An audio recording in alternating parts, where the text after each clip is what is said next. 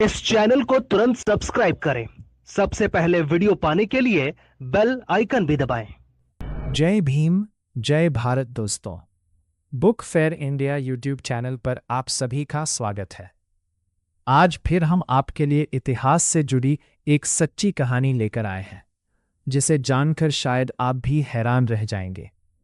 आज हम बात करेंगे कि अंग्रेज़ों से पहले दलितों की शिक्षा की हालत कैसी थी, क्यों समाज के एक बड़े वर्ग को पढ़ने लिखने के अधिकार से दूर रखा गया, और किस तरह शिक्षा पर एक समुदाय विशेष का अधिकार हो गया था। क्या उस समय सभी को शिक्षा पाने की आज़ादी थी?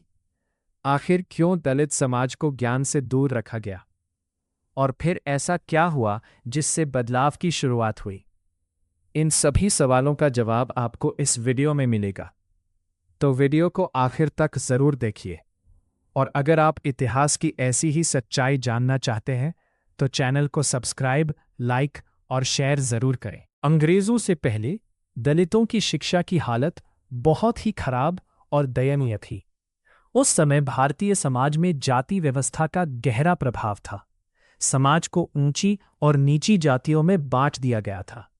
शिक्षा, ज्ञान और धार्मिक ग्रंथों पर केवल अगड़ी जातियों का अधिकार माना जाता था, जबकि दलितों और शूद्रों को शिक्षा प्राप्त करने से दूर रखा जाता था।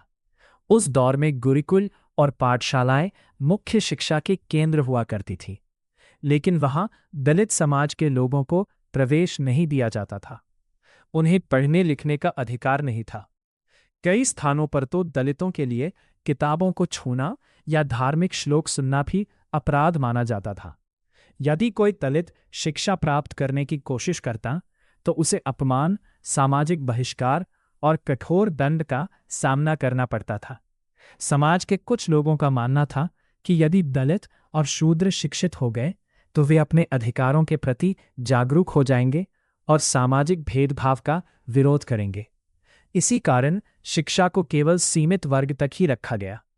ज्ञान पर कब्जा बनाए रखने के लिए समाज के बड़े वर्ग को शिक्षा से वंचित रहने के कारण दलित समाज सामाजिक, आर्थिक और राजनीतिक रूप से बहुत पीछे रह गया। वे अधिकतर मेहनत मजदूरी और छोटे कार्यों तक सीमित रहे। शिक्षा के अभाव में उनके पास अपने अधिकारों के लिए आवाज़ उठाने की शक्ति भी कम थी। बाद में अंग्रेज़ों के आने के बाद आधुनिक शिक्षा व्यवस्था की शुरुआत हुई। धीरे धीरे सभी वर्गों के लिए स्कूल खुलने लगे। इसके साथ ही कई महान समाज सुधारकों जैसे ज्योतिराव फुले, सावित्रीबाई फुले और भीमराव अंबेडकर ने दलितों और महिलाओं की शिक्षा के लिए संघर्ष किया। उनके प्रयासों से शिक्षा का अधिकार समाज के हर वर्ग तक पहुंचने लगा और धीरे धीरे बदलाव की शुरुआत हुई। शिक्षा और सामाजिक अधिकारों के लिए चले लंबे संघर्ष का सबसे बड़ा परिणाम तब सामने आया जब डॉक्टर बी.आर. अंबेडकर ने भारत के संविधान निर्माण में महत्वपूर्ण भूमिका निभाई। बाबा साहेब ने संविधान में ऐसे प्रावधान शामिल करवाए जिनसे दलितों, महिलाओं और अन्य वंचित वर्गों को समान अधिकार मिले। संविधान के माध्यम से छुआछूत को समाप्त किया गया। सभी नागरिकों को कानून के समक्ष समानता का अधिकार दिया गया और शिक्षा, रोजगार तथा राजनीतिक प्रतिनिधित्व के अवसर सुनिश्चित किए गए। महिलाओं को भी पुरुषों के समान नागरिक अधिकार प्राप्त हुए। इस प्रकार संविधान सामाजिक न्याय, समानता और मानव गरिमा का आधार बना। इसीलिए बाबा साहेब का संदेश था, शिक्षित बनो, संगठित रहो, संघर्ष करो। आप अपनी राय कमेंट में ज़रूर बताएं।